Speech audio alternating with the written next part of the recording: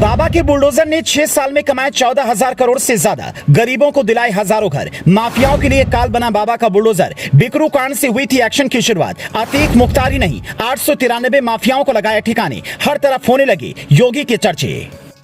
बिकरू कांड आपको याद है, उसी के बाद बाबा ने अपना बुलडोजर निकाला और माफियाओं को ठिकाने लगाना शुरू किया। तब चारों तरफ हल्ला हुआ, विपक्ष ने शोर मचाया, कई तो कोर्ट भी पहुंच गए, लेकिन जनता खुश थी। तो बाबा ने बुलडोजर को कभी पार्किंग में लगने ही नहीं दिया। अब एक आंकड़ा देखिए, जिसे देखकर आप भी कहेंगे वाह बाबा जी।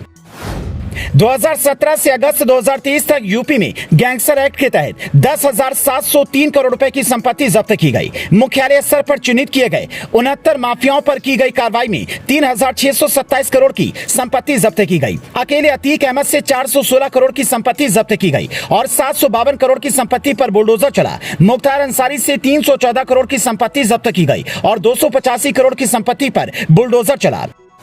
मुख्तार अंसारी और अतीक अहमद अकेले ऐसे माफिया नहीं हैं जिन पर कार्रवाई की गई है। जब से योगी आदित्यनाथ ने यूपी के कमान संभाली है, तब से 893 आपराधिक माफियाओं को किनारे लगाया गया है। 1,189 भूमाफियाओं पर बड़ी कार्रवाई हुई, 130 खनन माफियाओं पर कार्रवाई हुई, 93 वन माफियाओं पर कार्रवाई हुई, 661 शराब माफियाओं को ठीक किया गया, 30 शिक्षा माफिया, 375 गौ तस्कर और 182 अन्य माफियाओं को ठिकाने लगाया गया। कुल मिलाकर 3,503 संगठित गिरोह बनाकर अपराध करने वाले माफियाओं पर कार्रवाई की गई।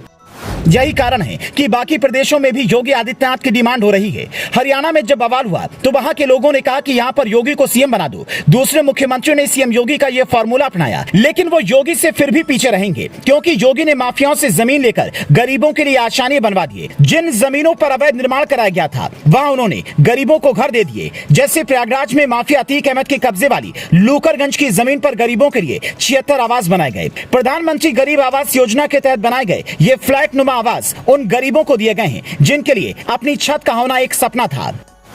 अब प्रयागराज की तर्ज पर उत्तर प्रदेश के हर विकास प्राधिकरण और जिला प्रशासन ने माफियाओं की ऐसी जमीन को चिन्हित करना शुरू कर दिया है जिन पर गरीबों के लिए आवास बनाए जा सके। लखनऊ में भी माफिया मुख्तार अंसारी की कब्जे वाली डालीबाग की जमीन पर विकास प्राधिकरण और जिला प्रशासन गरीबों के लिए आवास की कार्य योजना बनाने में लगा है। मतलब जहां भी माफियाओं की जमीन बची है, हर अवैध संपत्ति को योगी सरकार जब्त करेगी और गरीबों में बांट देगी। अब तक तो आपने रॉबिनहुड की कहानियां सुनी है, लेकिन क्या योगी का ये कदम किसी रॉबिनहुड से कम है? क्या रॉबिनहुड सिर्फ फिल्मों में होते हैं?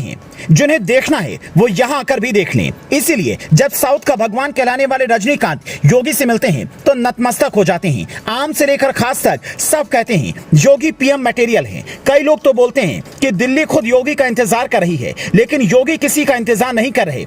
वो जहां हैं अपना काम कर रहे हैं और बस लगे हैं।